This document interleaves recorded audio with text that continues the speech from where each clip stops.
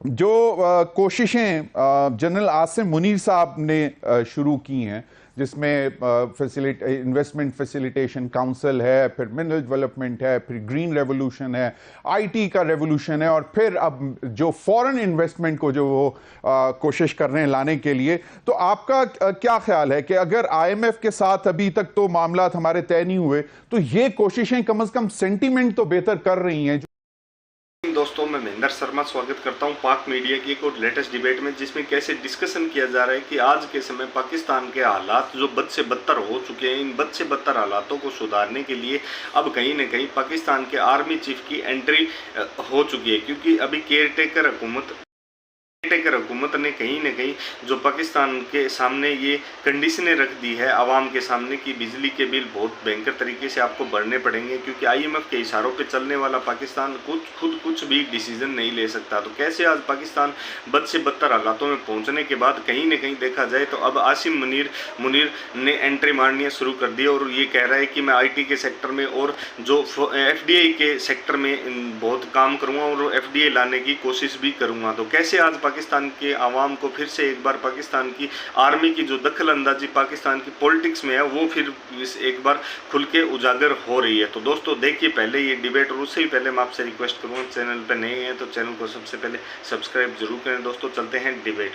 आमिर, बहुत गंभीर सूरत हाल है मईशत की, और हम सब जानते हैं कि इसमें निगरान हुकूमत की जो कोशिशें हैं वो एक तरह से तो अभी वो कामयाब नहीं हो सके, लेकिन जो कोशिशें जनरल आसिम मुनीर साहब ने शुरू की हैं, जिसमें इन्वेस्टमेंट फैसिलिटेशन काउंसिल है, फिर मिनरल डेवलपमेंट है, फिर ग्रीन रेवोल्यूशन है, आईटी का रेवोल्यूशन है, और फिर अब जो फॉरेन इन्वेस्टमेंट को जो वो कोशिश कर रहे हैं लाने के लिए, तो आपका क्या ख्याल है कि अगर आईएमएफ के साथ अभी तक तो मामलात हमारे तय नहीं हुए, तो ये कोशिशें कम से कम सेंटीमेंट तो बेहतर कर रही हैं? जो एक होपलेसनेस थी उसमें एक होप, एक उम्मीद की किरण तो नजर आना शुरू हुई है।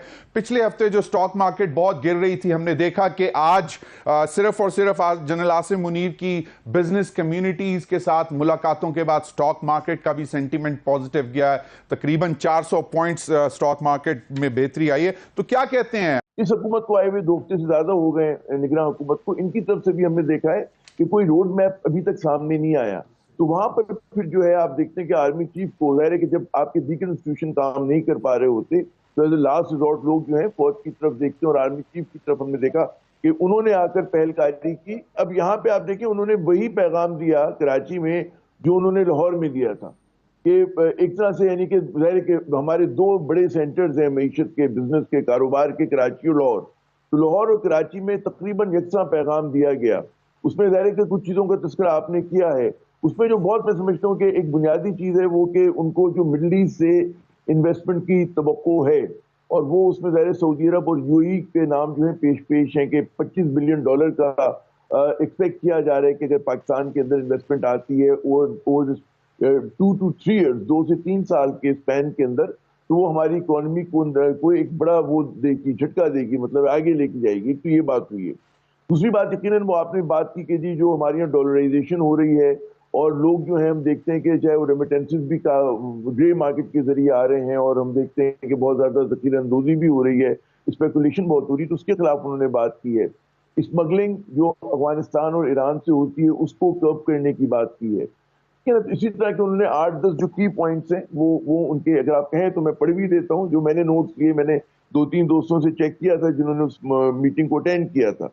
तो एक तो ये बात हुई। फिर उन्होंने ये भी कहा कि जी करप्शन जो है एक बहुत बड़ा नासूर है। उन्होंने कहा कि जी जो सिंध में करप्शन हुई है उसके ऊपर उन्होंने बात की है। तो ये स्ट्रॉन्ग सिग्नलिंग है, ठीक है ना। अच्छा, उसके अलावा जो है एक और if you allow me quick question, बहुत छोटी सी बात कि why only Sindh, मतलब because he was speaking to the business community of Karachi, इस वजह से, क्योंकि लाहौर में शायद उन्होंने इस तरफ इशारा नहीं किया। यहाँ ओवरऑल करप्शन की तो बात की होगी, लेकिन बाकायदा स्पेसिफिकली सिंध के ऊपर, और हम सुन भी रहे हैं बहुत सारे क्रैकडाउन्स भी किए जा रहे हैं, बहुत सारे लोगों को पकड़ा भी जा रहा है। देखिए, एक तो सिंध में 15 साल से एक ही पार्टी की हुकूमत है, और यहाँ जो अक्सर बिजनेसमैन और कारोबारी हजरात हैं वो इस तरह के कहते हैं ना रेड फ्लैग उठाते रहते हैं कि जनाब यहाँ पर जो है कॉस्ट ऑफ बिजनेस जो है وہ ایک تو لیگل ہماری کاسٹ آف بزنس بہت زیادہ ہے، پھر یہاں پہ جو لوگوں کی نظر نیاز کرنے پڑتے ہیں، اپنی خدمت دینا پڑتا ہے، اس کی وجہ سے ہمارے یہاں کاسٹ آف بزنس جو ہے اور بڑھ جاتی ہے.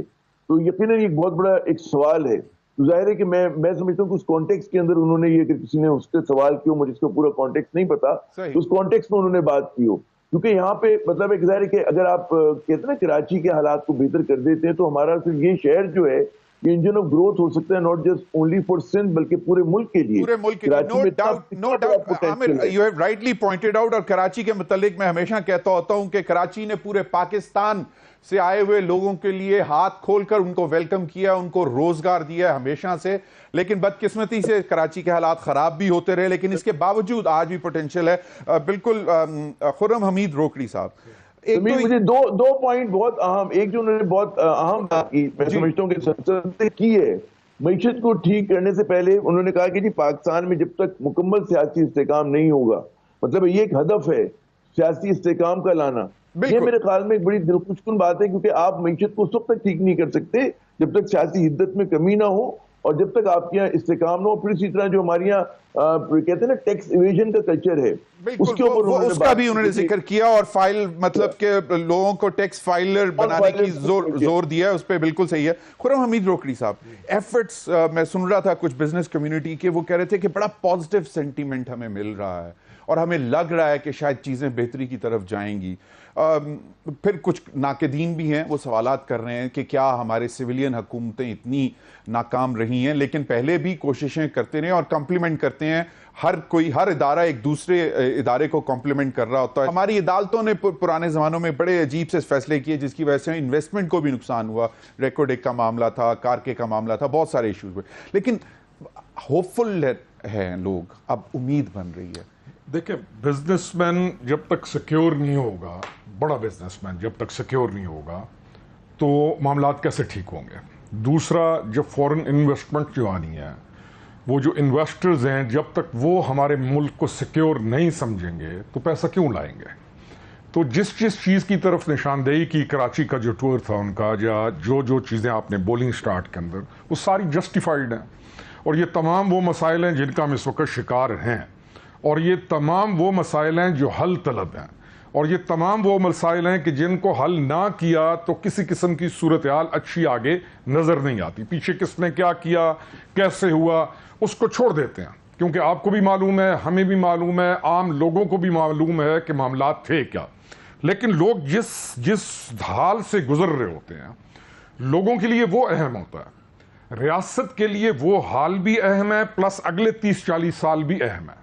یعنی ہمارا ایک کلچر تھا کہ ہم سبسڈی دے کر موجودہ حال کو ہم درست کر کے آگے آنے والے دنوں کے لیے اپنے لیے بہت بڑے مسائل کھڑے کر دیتے تھے. تو ہمارے لیے اب یہ تمام چیزیں سوچنا ضروری ہیں، کیونکہ ہم باٹم کو ٹچ کر گئے. اکانومی ہماری تباہ و برباد ہے، اس پہ کوئی شک نہیں. گورنمنٹ کس کی نے کیا کیا، کیا لوگوں نے کرپشن نہیں کی، کیا پولیٹیکل پارٹیز کے اندر رہ کے کرپشن نہیں ہوئی، کیا اداروں کے اندر بیٹھ کے کرپشن نہیں ہوئی. بڑے بڑے جو ادارے ہیں، چاہے وہ سول کے ادارے ہیں، چاہے ریلیٹڈ ٹو انڈسٹری ہیں، چاہے انڈسٹریلسٹس ہیں، کیا کرپشن نہیں ہوئی، کیا ٹیکس چوری نہیں ہوا. تو کون سی ایسی چیز ہے جس کی طرف جو انہوں نے نشاندہی کی چیف آف آرمی سٹاف نے، وہ مسئلے نہیں ہیں. اب یہ تمام مسئلے جب حل ہوتے ہیں تو اس کا فائدہ کس کو ہے؟ ان تمام مسائل کے حل کے بعد فائدہ ہے ریاست کو، اور جو بھی اگلی گورنمنٹ آئے گی، جب بھی آئے، election commission has to decide, فائدہ اٹھانا ہے اس گورنمنٹ نے. لیکن کیا یہ بہتر نہ ہو کہ وہ گورنمنٹ بھی ایسی آئے کہ وہ سٹرونگ گورنمنٹ ہو، آ کے پھر یہ نہ ہو کہ چیزیں ٹھیک کو ڈیریل کر دیا جائے. کیا ہمیں نہیں معلوم کہ گوادر کو کیسے ہم نے رول بیک کر دیا اور کیسے ہم نے سی پیک اتھارٹی کو ختم کر دیا؟ کیا بہت بڑے ممالک کے ساتھ معاہدے کر کے مکر جانا اس سے بڑا بھی کوئی جرم ہے اپنے ملک کے ساتھ؟ کیا ہم افورڈ کر سکتے ہیں کہ ہم ہر وقت دوسرے سال تیسرے سال آئی ایم ایف کے پروگرامز میں جائیں کہ ہم آئی ایم ایف کی جو لگائی ہوئی شرائط ہیں ان کو سمجھتے ہوئے کہ ہاں یہ ہمارے مسائل ہیں اور ہم ان مسائل کو درست کرنے کی کوشش کریں؟ میرے خیال میں یہ بہت اچھا سٹیپ ہے اور اس کو اپریشیٹ کرنا چاہیے. ایک چیز، کیونکہ میں نے اختیار ولی خان صاحب کے پاس بھی جانا ہے، कुछ चंद रोज कबल निगरान वजीर आजम साहब अनवारुल हक खाकर साहब ने एक बात की। उन्होंने कहा कि जाहिर बात है इन इलेक्शन का माहौल बन रहा है, बहुत सारी जो जमातें हैं उन्होंने कोई ना कोई स्लोगन तो लेकर चलना है, लेकिन वो उन्होंने फिर एक शेर भी पढ़ा कि बीमार हुए जिसके सबब उसी अतार के लौंडे से। अब बात वो इशारातन ये कह रहे थे कि जनाब ये जो अब मुझसे पहले यानी कि निगरान हुकूमत से पहले जो लोग अब जो शोर मचा रहे हैं उन्होंने कुछ इतना अच्छा नहीं किया जिसकी वजह से हम पे ज़मीर भाई अच्छा ना करना एक अलग चीज होती है। एक आदमी आया उसने कुछ नहीं किया, ये एक अलग चीज है। एक आदमी आया है और उसने और उसकी टीम ने बाय डिजाइन हर चीज बर्बाद की है, दिस इज सेपरेट थिंग। एक आदमी आके बैठ गया, बैठा हुआ चुप करके कुछ भी नहीं कर रहा, लेकिन एक आदमी आके हर फाइबर को, हर चीज को, हर डिजाइन को, पहले मामलात खराब थे और वो इंश्योर करे कि हर चीज टूट फूट जाए। क्यों?